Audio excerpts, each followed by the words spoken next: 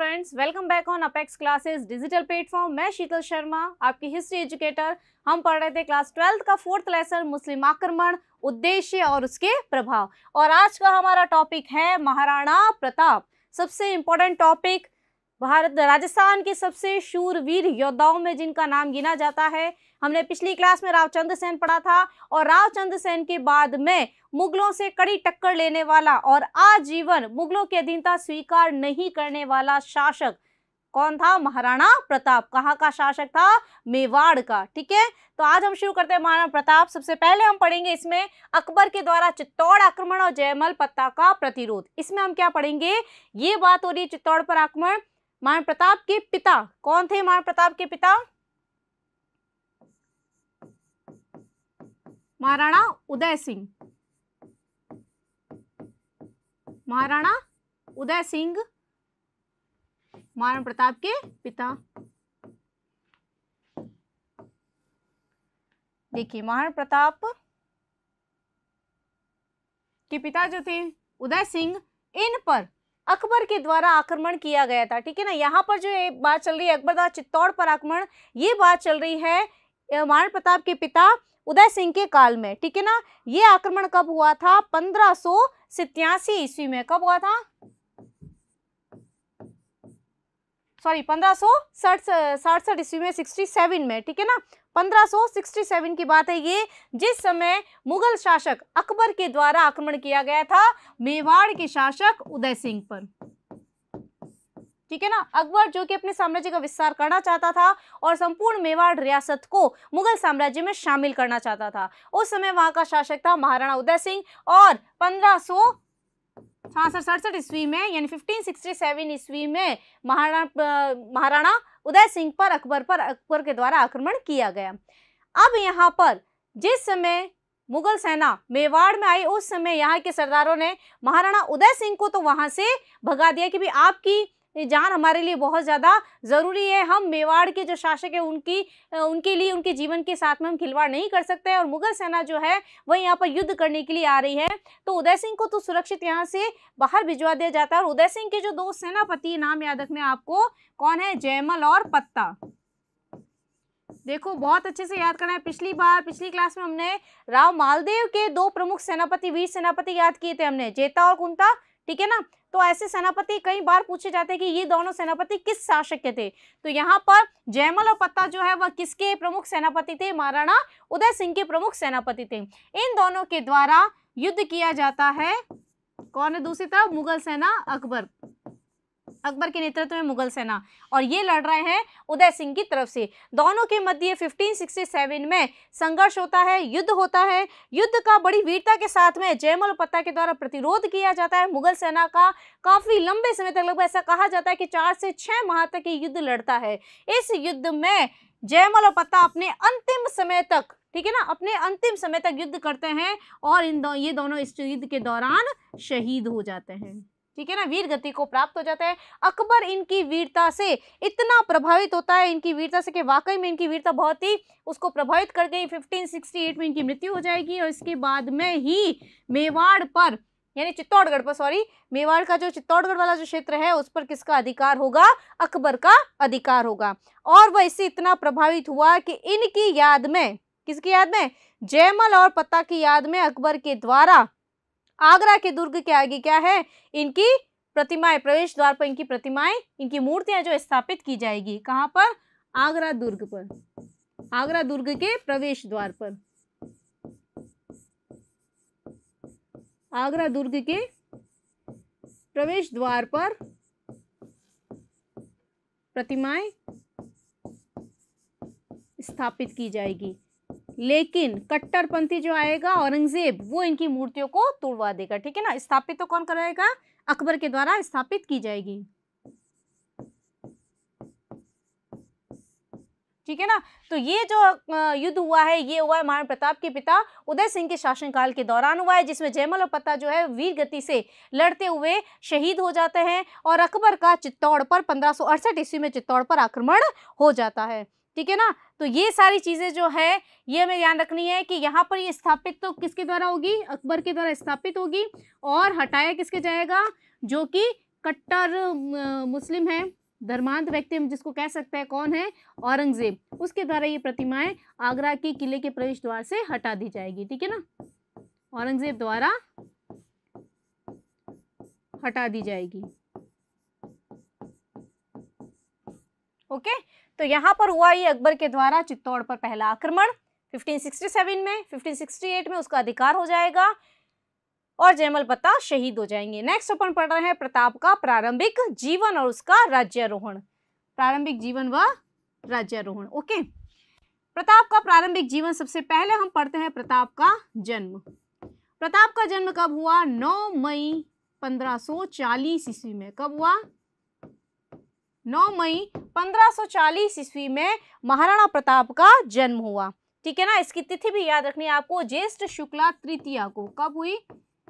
जन्म कब हुआ? ज्येष्ठ शुक्ला तृतीया को। ओके, 9 मई 1540 ईस्वी में। कहां पर हुआ? कौन से दुर्ग में हुआ? कुंभलगढ़ दुर्ग में। याद रखना है आपको, कौन से दुर्ग में, स्थान याद रखना है, जन्म का स्थान कुंभलगढ़ दुर्ग में इसका जन्म हुआ। कुंभलगढ़ दुर्ग अगर आपसे पूछे तो कहां पर है? राजसमंद में। कहां पर है? राजसमंद डिस्ट्रिक्ट के अंदर कुंभलगढ़ है। उस कुंभलगढ़ दुर्ग के अंदर ही इसका जन्म हुआ। अब आपको ध्यान रखना है, महाराणा प्रताप के पिता का नाम क्या था? उदय सिंह। ठीक है, और माता का नाम क्या था? जयवंताबाई। अखेरा सोनगरा की पुत्री जो थी जयवंताबाई। ठीक है ना, इनकी संतान थी महाराणा प्रताप। महाराणा प्रताप की क्या है, और पत्नियां भी थी। ठीक है ना, और पत्नियां थी। हालांकि सबसे बड़ा पुत्र तो कौन था? महाराणा प्रताप ही था, उदय सिंह का। लेकिन उदय सिंह की एक अन्य पत्नी थी जिसका नाम था धीर कंवर। क्या नाम था?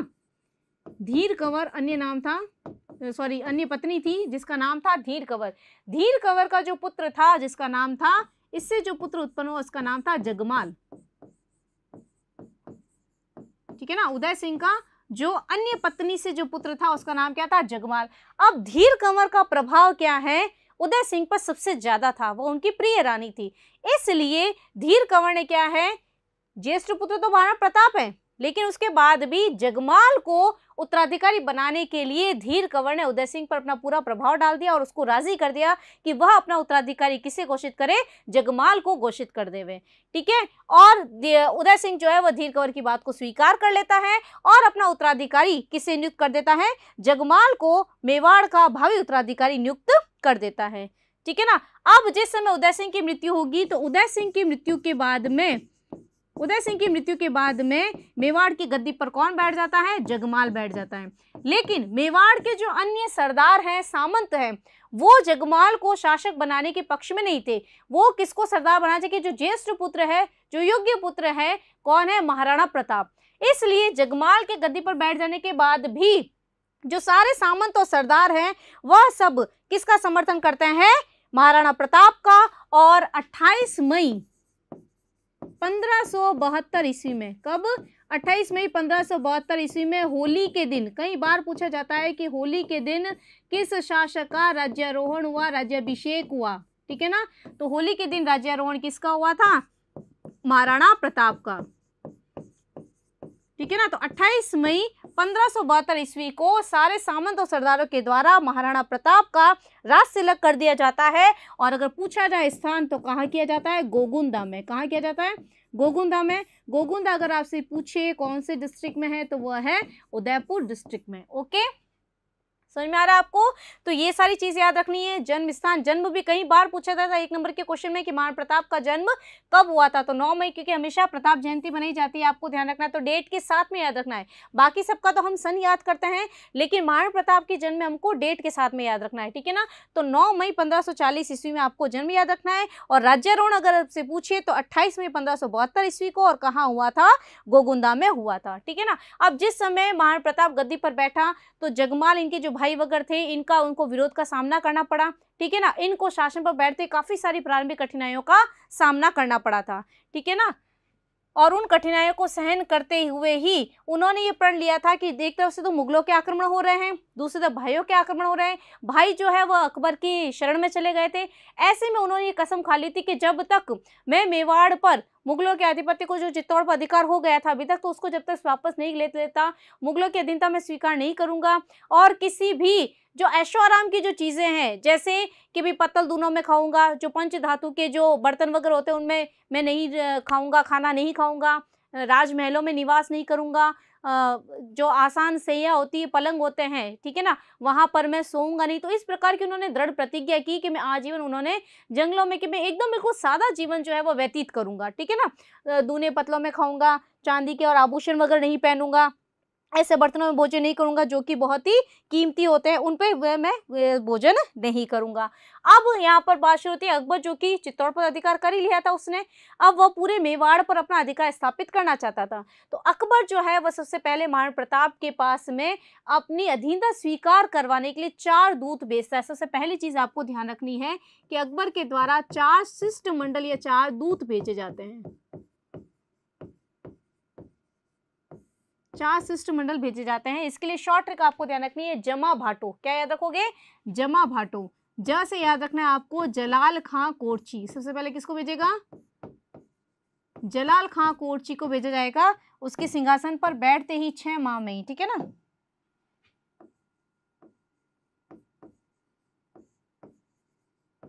जलाल खां कोर्ची को भेजा जाएगा 1572 ईस्वी में, ठीक है ना। उसके बाद सारे 1573 ईस्वी में भेजे जाएंगे तीनों। माँ से आएगा जमा भाटो, ज माँ से हो जाएगा मान सिंह। दूसरा किसको भेजा जाएगा? मान सिंह को भेजा जाएगा, ठीक है ना। इसके लिए पूरी आप पढ़ोगे तो डिटेल में, काफ़ी डिटेल मिलेगी आपको इसमें, कि वो खाने के लिए जाता है, इसके साथ खाना नहीं खाता है, इस तरह की काफ़ी सारी कहानी आपको देखने को मिलेगी, ठीक है ना। जमा भाटो, भ से है, कहीं पर नाम मिलता है भगवान दास और कहीं पे नाम मिलता है भगवंत दास, दोनों सेम है, ठीक है ना।